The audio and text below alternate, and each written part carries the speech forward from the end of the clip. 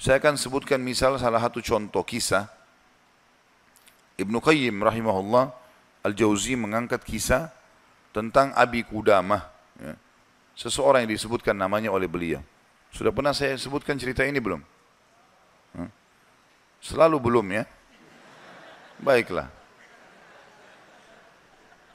Abi Qudamah, kata Ibnu Jauzi, adalah seseorang yang suka berjihad. Di zaman dulu, zaman tabi'in, suka berjihad, berperang. Dan dia selalu memotivasi orang untuk berjihad. Ditanya di salah satu masjid itu, dia lagi pulang dari jihad, pengalaman apa yang paling berkesan bagi anda di kancah peperangan jihad?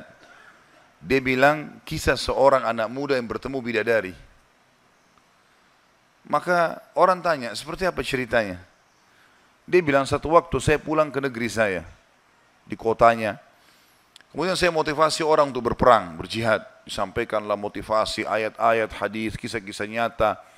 Sampai orang-orang pada termotivasi untuk berjihad. Dia bilang, setelah selesai saya pulang, besok saya ingin bentuk pasukan, bergabung dengan pasukan muslimin untuk berjihad. Ya. Waktu saya pulang ke rumah, dia bilang tiba-tiba ada suara perempuan depan pintu. Memanggil, wahai Abi Qudamah, Abi Qudamah. Dia bilang, saya baca, a'udzubillahi minasyaitonirrajim. Jangan sampai ini godaan syaitan. Perempuan malam-malam memanggil-manggil depan rumah. Dia enggak bilang, saya enggak mau buka pintu. Terdengar lagi suara kedua kali, Abi Qudamah, buka pintu. Suara perempuan. Dia bilang, a'udzubillahi minasyaitonirrajim. Saya enggak mau buka ini, takut jadi fitnah, gitu kan. Terus perempuan itu rupanya nyaut depan pintu. Dia bilang, wahai Abi Qudamah, bukankah anda yang memotivasi kami berjihad? Dan saya terpengaruh dengan itu. Saya ingin menyumbang sesuatu. Bukalah pintunya. Dia bilang, saya dengar orang ini mau nyumbang hubungan dengan jihad, saya buka pintu. Perempuan itu rupanya bercadar. Dia bilang, pada saat saya buka pintu dan di hadapan saya tahu kalau orang ini, kalau tidak pakai cadar, luar biasa Allah berikan kelebihan fisiknya. Terlihat. Wanita ini punya kecantikan tapi dia tutup auratnya. Lalu saya alihkan pandangan saya dan saya katakan, apa yang akan engkau sumbang ibu? Dia bilang, sesuatu yang paling indah dari tubuh saya, hai Abi Qudamah, adalah rambut saya. Saya memiliki rambut yang sangat bagus dan panjang. Maka saya sudah memotongnya dan saya sudah membentuknya supaya menjadi tali kekangan kuda.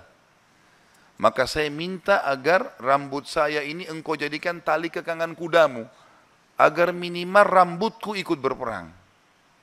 Abi Qudamah bilang, saya heran dengan imannya ibu ini. Luar biasa ini. Gak pernah ada orang terfikir seperti itu. Rambutnya panjang, lebat, tebal, dipotong, lalu dibuat sedemikian rupa sehingga bisa menjadi tali kekangan kuda. Gitu kan. Pakailah ini Abi Qudamah. Abi Qudamah bilang, baiklah, diambil. Pada saat sudah diambil, Abi Qudamah mau tutup pintu, dia bilang, sebentar, masih ada satu lagi Abi Qudamah. Dia bilang apa? Suami saya mati syahid. Dan semoga Allah terima, semoga juga kami disatukan di surga. Dan dia mewariskan seorang anak laki-laki yang mirip seperti dia. Maksudnya keimanannya, fisiknya, segala macam. Saya harap anda tidak menolak anak saya besok ikut berjihad. Kata Abi Qudamah, baiklah. Tutup pintu, besok pagi habis sholat subuh, habis syuruk, menjelang duha, berkumpullah orang-orang yang mau ikut jihad untuk bergabung dengan pasukan muslimin. Setelah Abi Qudamah bilang, saya motivasi mereka, datanglah seseorang dari belakang saya berteriak, Abi Qudamah, Abi Qudamah. Suara seorang laki-laki. Dia bilang, saya balik ke belakang. Waktu saya balik, saya seperti melihat matahari. Artinya, ada seorang laki-laki putih, tinggi, gagah, rambutnya indah, fisiknya kekar di atas kuda. Dia bilang, saya sendiri kagum melihat orang ini. Luar biasa secara fisik, membuat orang sudah kagum. Dia bilang, terus dia bilang, hai Abi Qudamah, saya anaknya ibu semalam yang memberikan rambut kepada anda. Dan saya siap untuk ikut berperang. Dan wasiat ibu saya agar saya jangan pulang. Suruh mati syahid. Kata Abi Qudamah, saya kagum melihat lagi anak ini. Sudah kagum melihat ibunya, kagum melihat anaknya. Bagaimana keyakinan mereka berdua tentang janji Allah. Dan hidupnya di situ sudah. Lingkup hidupnya itu adalah yang dijanjikan oleh Allah dan Rasulnya. Udah, Allah bilang dapat ini, ya sudah, diyakinkan iya. Sholat dapat ini, puasa dapat ini, jihad dapat ini. Yakin, tidak ada keraguan. Hidupnya terbentuk di situ, itu yang dijalani sama dia. Dia yakin meninggalkan juga dosa, ini adalah pintu yang baik. Kalau dia buat, dia akan jauh dari Allah.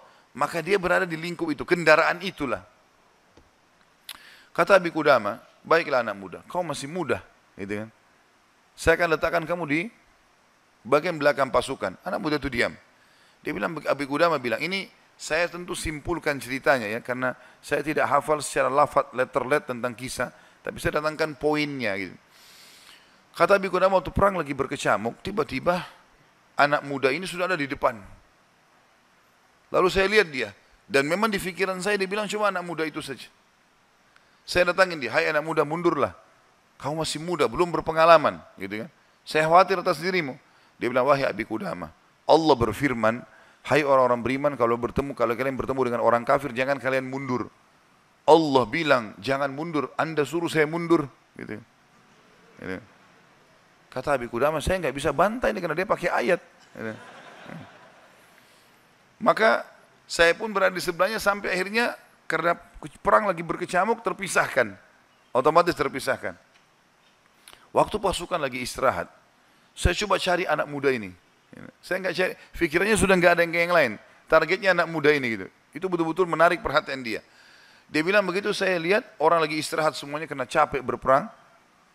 Maka saya lihat anak muda ini sibuk menyiapkan makanan para mujahidin, mengikatkan tali kudanya, menyiapkan rumput kudanya. Pokoknya dia sibuk dengan itu. Jadi dia betul-betul menikmati apa yang sudah Allah dan Rasulnya perintahkan. Ini targetnya dan ini benar bagi saya. Selesai. Ini adalah konsep hidup saya. Gitu. Maka Abi Qudamah bilang, saya kagum melihat anak muda ini. Kemudian perang berkecamuk lagi. Berkecamuk lagi, yang kedua kali. Kemudian pada saat lagi maju, saya lihat anak muda itu di depan. Saya datangin lagi, hai anak muda, ke belakang lah. Dia bacain lagi ayat. Nah. Wahai Abi Qudamah, Allah berfirman, hai orang beriman, kalau bertemu dengan orang kafir, jangan kalian mundur. Bagaimana Allah bilang jangan mundur, Anda suruh saya mundur? Abi Qudamah diam, tidak bisa bantah karena dikatakan ayat. Berkecamuk peperangan dipisahkan oleh prajurit yang saling serang satu sama yang lain, sampai ini tiba malam hari waktu istirahat. Kata Abi Qudamah, dua pasukan istirahat, lalu saya cari di mana anak muda ini, di kemah mana dia?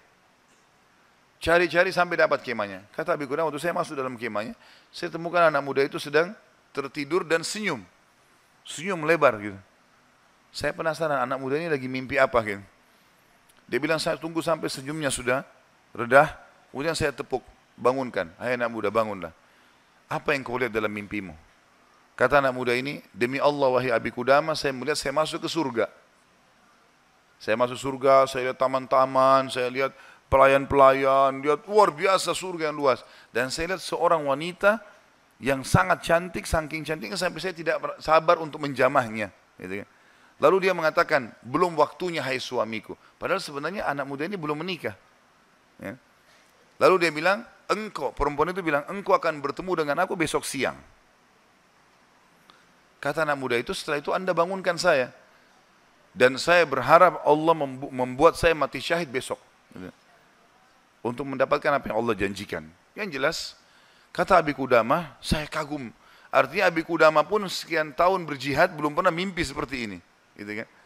Besok pagi dia bilang berkecamuk lagi peperangan. Saya temukan anak muda itu di depan. Terus dia menyerang musuh. Gitu kan? Sampai akhirnya peperangan selesai. Dan sudah menang muslimin. Korban banyak di musuh dan di orang muslim. Anak Abi Qudamah bilang target saya mengejar mana? Cari anak muda ini. Terbunuhkah atau belum terbunuhkah? Dicari. Dia bilang saya cari di jenazah prajurit muslim yang disusun, ternyata ada bergeletakan, saya temukan ada anak muda itu. Penuh dengan darah. Gitu. Ya. Tapi masih hidup. Dan dia lihat, waktu saya datang, dia dengan senyum mengatakan, Abi Qudamah kesinilah. Dalam kondisi lagi luka-luka ini. Berdarah-darah. Gitu ya. Kata Abi Qudamah, saya pun datang. Apa beritamu hai anak muda? Dia bilang, hai Abi Qudamah, kalau kau pulang nanti, ke kampung kita, ke negeri kita, sampaikan ke ibu saya salam dan bilang impian beliau sudah terkabulkan. Artinya saya akan menyusul ayah saya mati syahid. Lalu pesannya ini luar biasa. Dia bilang apa? Wahai Abi Qudamah, apa kau ingat kisah tadi malam bidadari dalam mimpi saya? Kata Abi Qudamah, iya. Sekarang ada di sebelah saya. Sedang senyum dan menunggu ruh saya keluar. Lalu dia akan membawa saya ke surga. Lalu kata Abi Qudamah, orang itu pun meninggal dunia. Dalam kondisi dia tersenyum, gitu kan. Maka Abi Qudamah bilang, saya menangis, gak bisa menahan melihat luar biasanya.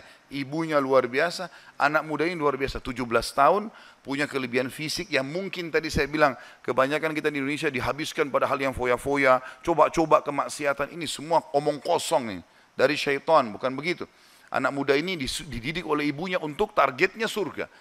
Makanya bagaimana berperang mati syahid, seperti itulah. Kata Abi Qudamah, saya pun menguburnya.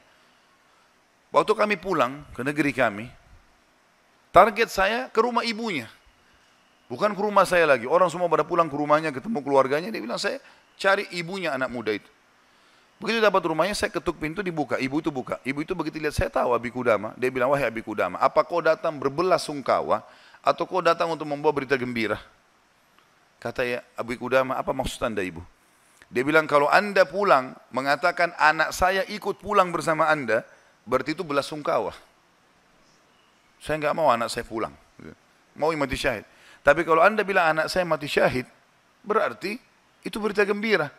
Abi Qudamah bilang, saya enggak tahan menangis lalu saya mengatakan, ibu, berita gembira, Allah sudah kabulkan impianmu. Anakmu telah menyusul suamimu dan semoga Allah kabulkan. Ibu itu menangis, sujud syukur kepada Allah gara-gara berhasil anaknya menjalankan perintah Allah. Ini yang banyak luput dari kita nih. Kita malah bangga kalau anak kita yang cantik keluar dengan telanjang sana sini, terbuka auratnya.